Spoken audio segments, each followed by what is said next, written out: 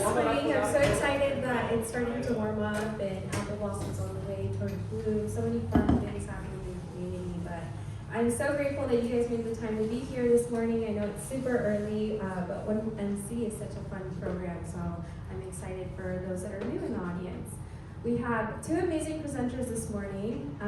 They prepared some wonderful information about their business, their journey, and we're here to just support them and help provide resources, ask questions that will help grow their business. So that's really the whole foundation of the 1 Million Cups program. It was founded on the West Coast, or the East Coast, and Wenatchee and Seattle are one of the only two communities here on this side of the map that hosts the program. So we're very lucky to be able to coordinate this with the chamber. Thank you so much, Christian. And Charlie here in the front, he's one of our coaches as well. I'm Rosa, the downtown director, and all I really do is MC the event. They really do all the heavy lifting. So give them a round of applause because they're just amazing. We also have coffee from Steamers West. Melissa's the owner there, and she just provides it for free every single month. So it's a huge commitment year-round that she does for this program, and it's good coffee, so please enjoy. We also do have restrooms. They're right around the corner. I think you have to go around this way, yes. And there's a code there if you get lost. Definitely find me or Christian, and we can help you find your way. This morning, we have Pinnacle Beerworks. I see Peter and Ben are here. And then Carissa, she has a sugar and salt mobile bar. And I think Pinnacle is going first, is that right? Okay. And just Peter, no Ben this morning? Okay. You can head up, yeah. So Woo! Pinnacle's a new downtown business.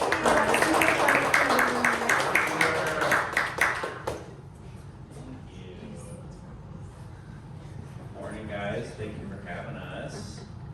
I was told I have to talk for 6 minutes, and I don't think I'm going to make it that long.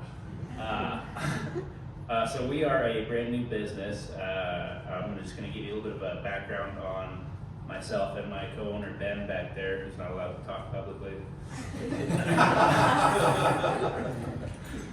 So we actually met back in it was like 2016, 2017. We were both cut from a similar cloth, college educated, but didn't want to do anything with our degree. We both ended up working at a brewery together. We became fast friends, spent about 2 years working together before Ben was offered a better job at a different brewery, and we kind of went our separate ways. I was running one brewery, he was running the other. But through it all, we had a lot of similar interests. We like outdoor activities, hiking, biking, golfing, and we just enjoyed hanging out with each other. And at the back of our minds, there was always a part of us that was thinking, what would happen if we did this ourselves? So fast forward a little bit to about 2022. Ben reached out to me. He had moved back to the East Coast at the time. He said, "Hey man, we're thinking about coming back out west. I got one condition. Let's start a brewery." So of course I said, "Yeah, I miss you, man. Come on back. Let's do it." And so he came back, we started working. We got connected with Kirk Duncan at the Small Business Development Center. I'm sure many of you are familiar with him. Turns out he's a career restaurateur, which is great because while we do know how to make good beer, we do not know how to run a restaurant, which usually goes hand in hand with microbreweries. So we worked with Kirk for about a year. He basically spent all of his time trying to prove to us that this was not going to work. While we spent all of our time saying, "Screw you, we're going to make this work." It actually ended up being great because he just found all the flaws in our ideas. He was able to help us build out a business plan that was impressive and work on our projections. And his negativity ended up being a very positive thing for the brewery.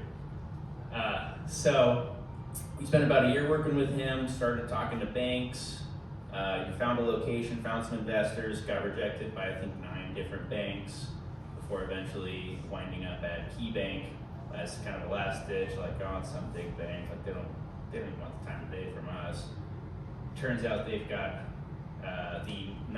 she's in the top 5 for SBA lending to microbreweries in the nation.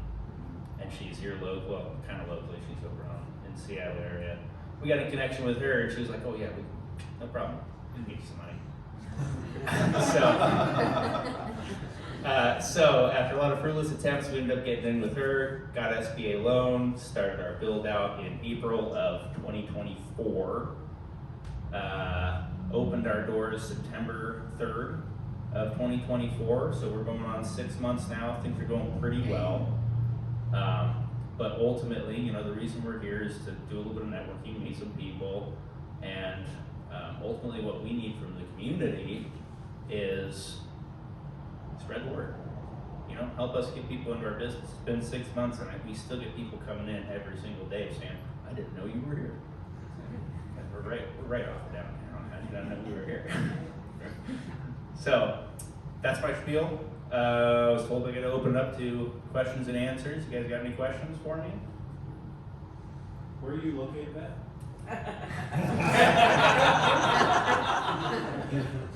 We are in the old press hall building. Okay. So it's just about 2 blocks, block down, block up, on the corner of First and Mission there. And what about the parking? Oh, there's lots of parking. The press hall there's a parking lot on the corner of First and Mission with about 15 stalls. And actually behind the press hall, kind of right across the street from Memorial Park, there's about 30 stalls right there behind. It's all for the building parking. Does it say? No, the city won't let them put up signs. So Yeah. it's a well-kept secret. A little So all bit. the people who think that you just have to squeeze into that little spot Yeah. in front or on the street are wrong. Yeah. No, there's plenty of space in the back, but it's hard. We've done a bunch of advertising on our platforms, but it only reaches so many people. So we get that question a lot. We actually have to take some people by the hand and follow me. Come on, I'll show you. How'd you build your staff? You said you're a brewer, but you also have food in your restaurant. Mm-hmm. How'd you get to reach out to them? The classic way, we put it up on the internet. Instagram, website. We ended up, we kind of overstaffed to begin with, but it was easy to find people once we had it out there. Ended up with a good core group of about 6 people and then a bunch of part-time people working for us just a couple of days a week. This is less of a question and more of a compliment. I think you've been open a month. I work for NCW Tech Alliance. We hosted a happy hour, and Peter and Ben's staff looked after us, and they were incredible. So thank you. It was awesome. Yeah, I think your doors have been open less than a month. So. Well, thank you. If anybody else wants to do an event, We're doing Flywheel, I think, in May. Yes, 22nd. yes. So You guys we're are excited. We're going to be place. back. Yes. Yeah. What's been the hardest obstacle to overcome in your journey? My business partner. No, that's a good question. I would say the hardest obstacle for me, I think for us, is just the food end, the kitchen end. Like I said, that's the one place that we don't know a whole lot about. We can crunch numbers and we can make beer, but cooking food on a commercial level is difficult. It requires a lot of practice and patience. But we're working on it. Our menu's been expanding and slowly getting better. We got a good crew back there. Well, I heard nothing but good reviews of the food, so good job there. Oh, thank you. So how are y'all so with the beer, I'm sure y'all have several varieties that you're brewing. Are y'all just selling it through the storefront? Are y'all looking at distribution options or anything like that? Right now we're mostly doing through the store. We do have a couple of kegs here and there. McLinn's has bought kegs. A couple of places up in Leavenworth have bought some kegs, Tap and Putt. We are not actively distributing, and the main reason for that is it's a lot of work and the profit margins drop significantly once you start doing it that way. We do have a canning line coming on April 23rd, so we'll start selling cans out of house, but ultimately we're just going to kind of keep things close for a little while and see how things go. There's a keg here too. Just let everyone know. Oh, there's a cake here, yeah. Yeah. We could do some beer tasting.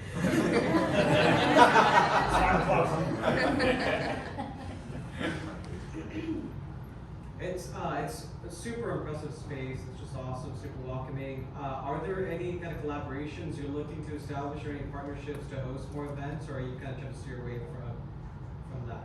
Oh, we would love to do more events. We've done some collaborating with Blewett Brewing for like Rails and Ales and one of our beers at one point. I mean, events is a great revenue stream for places like us, and we'd love to do more of that stuff. If you've got anything in mind and you guys want to host or have something catered, let us know. We're happy and willing. What's the capacity of your facility? We can fit 123 max occupancy inside, and then we've got a patio that'll seat close to 40, and we're trying to expand that a little bit, make it bigger. How do your customers currently find out about you? They're coming in and saying, "Hey, I didn't know you guys were here." How are they normally learning about you? And then also, where are your advertising dollars going focused on right now? Right, our advertised dollars are right back there, so we're in a blue hoodie. And he's doing a great job. Right now, it's all word of mouth, Instagram, social media, Facebook, and then just sticking something on the table or posting something on the door and saying, "Hey, here's events coming up," or fun things that you can do.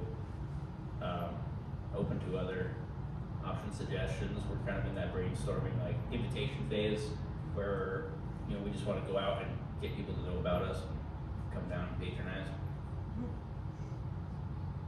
Is there a particular demographic you're after?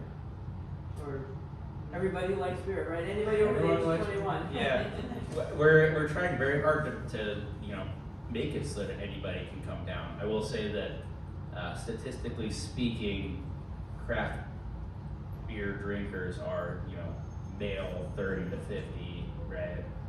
But we also offer wine, we offer non-alcoholic options. We're talking about potentially getting hard liquor in there and trying to just expand that demographic and make it so that anybody can come down. It is a family friend. Like, can you bring your kids to eat or whatnot? Yes, absolutely. We're family friendly. We've got a kids corner and some games. Bring them down. We got a small kids menu, but try to make it easy for you. It's my daughter's favorite place.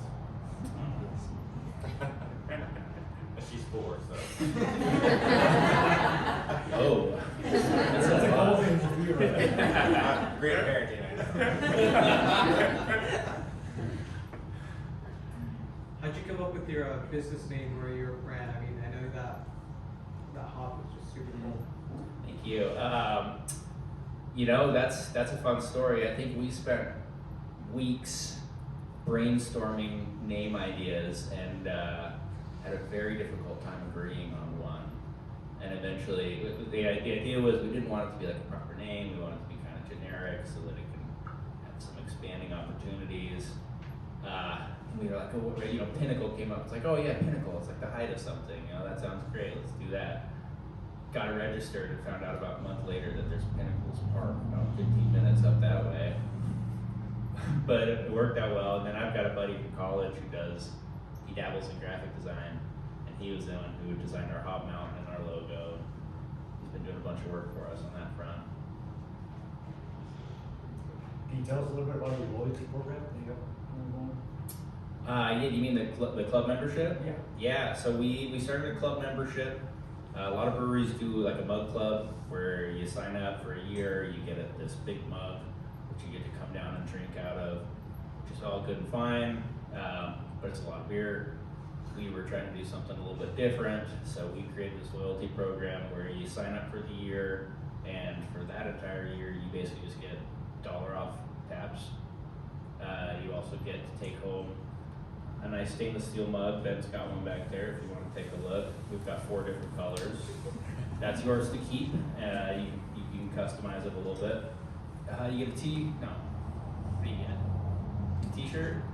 Yes, you get a t-shirt, the mug, $1 off pours, discounted on growlers, just a bunch of fun stuff. Events, we do weekly specials. We're gonna have a big party at the end of the year.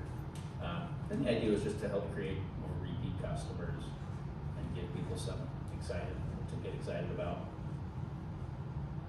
Do you work with the other breweries at all to like do events or like social maps or anything like that for customers? Yes and no. Like I said, we have worked a little bit with Blewett. I'm from Wenatchee Valley Brewing, and we've not necessarily worked with, but we've got a good relationship with them. It would be nice to do something like they used to have the Brewers Row, that was basically just all the breweries in town would get together and throw events, you know, and donate money, which is good, but things get complicated and tricky.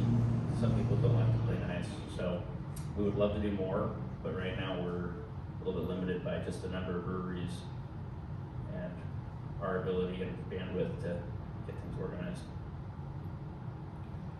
And then with Apple Blossom coming up, are you guys, do you have any strategies or plans in place for to get more, funnel more people to your locations? You're so close to the food court and everything. At the moment, no. We're working on that. If you got any ideas, let us know. We've talked about like trying to section off that back parking lot and do a big beer garden, but then it's like, oh, now we're just competing with the beer garden that's 500 feet away.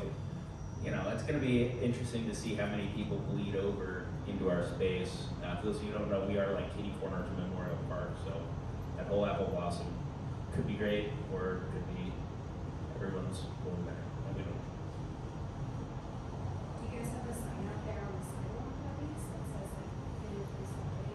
No, that's what the city said we couldn't do. No, not in the back, which is weird. Could the business, the building have a sign back there that says parking for, you know, you, the golf dojo, I mean, you know, for the people that are in that building? Could they have a sign on Shannon Street? I don't know the answer to that question. We've got a good relationship with the landlord, so I can certainly pick his brain a little bit. I do think he tried to do something like that, and for some reason it got shot down. Yeah. So I know we've talked to Tony a little bit, who I think helps out with some of the mugs and glasses, so that's pretty cool to have that community connection. Are there other ways that you're involved with partnering with the community? Yes, I would say. We are right now doing, we're starting a new thing this month called Pines with Purpose, which is every Tuesday. We're donating 10% of our sales to a local nonprofit or charitable organization. For the month of April, we're doing it with CASA, if you're familiar, court-appointed special advocates. So we partnered with them, and we're trying to just get people to come down and help us give back a little bit. We're working with Visit Wenatchee for things like Rails and Ales and the Marathon. We're trying actively to get more involved. So if you guys need anything, let us know. We're happy to help.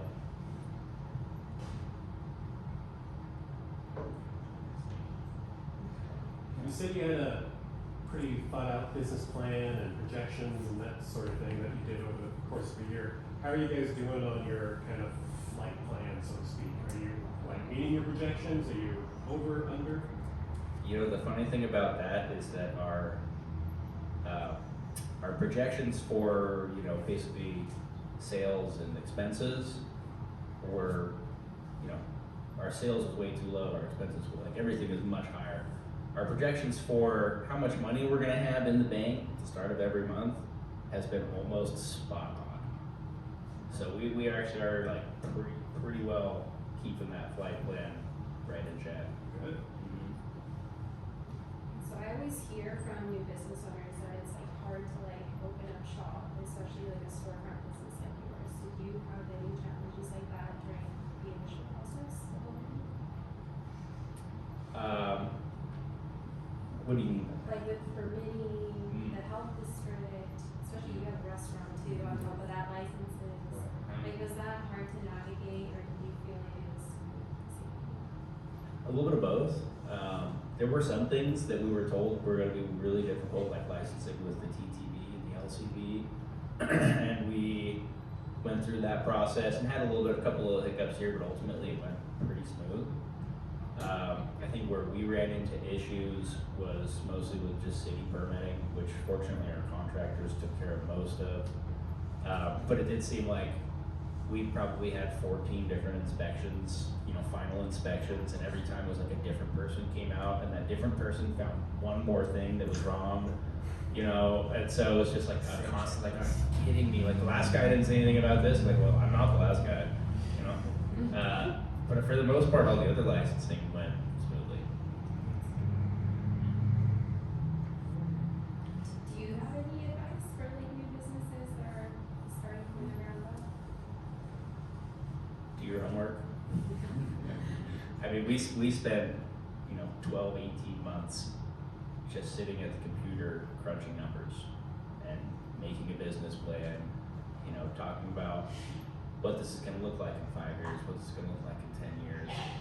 And I think ultimately that experience, that time to just think was probably the most beneficial for us. And so far we've been successful, and I think a large part of that is because we were patient and took our time and made sure that we got this absolutely right before we got started. Any other resources you would recommend for somebody starting out? Kirk at SBDC, anybody else that you?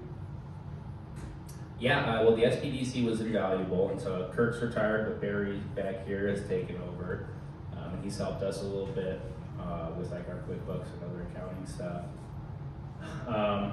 Other resources, hard to say. We've got a pretty tight group.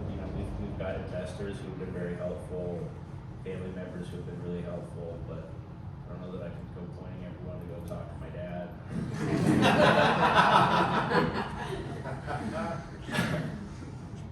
So unfortunately, I don't think I've got much more than that. When you were talking about your 5-year plan, could you share a little bit about that, and what are some of the biggest challenges you feel like you'll be facing to get there? Yeah, well, it's tricky. Things are unpredictable. Our 5-year plan right now is just hunker down and focus on in-house, making this place as good as we possibly can. And then, you get to the 10-year and it's starting to expand second locations, bigger equipment, stuff like that. So, I think right now our goal is just stay in our lane. Things are volatile and unexpected right now. We definitely don't want to start making any risks or doing anything silly when we've got something good right under our noses.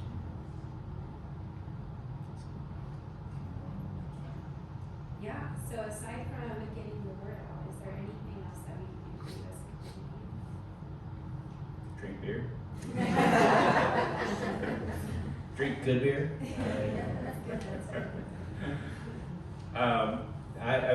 I think that's the biggest thing. That's the biggest hurdle that we've got right now is just making sure people know that we're there, are coming in, giving us feedback, whether it's good or bad. One of the things that is great, it's a good and bad thing, but I hear a lot about all the good things that we're doing because nobody's going to tell me about the bad things when in fact that can actually be really helpful. If you come in and have a bad experience, like, oh, that's something we can fix, right?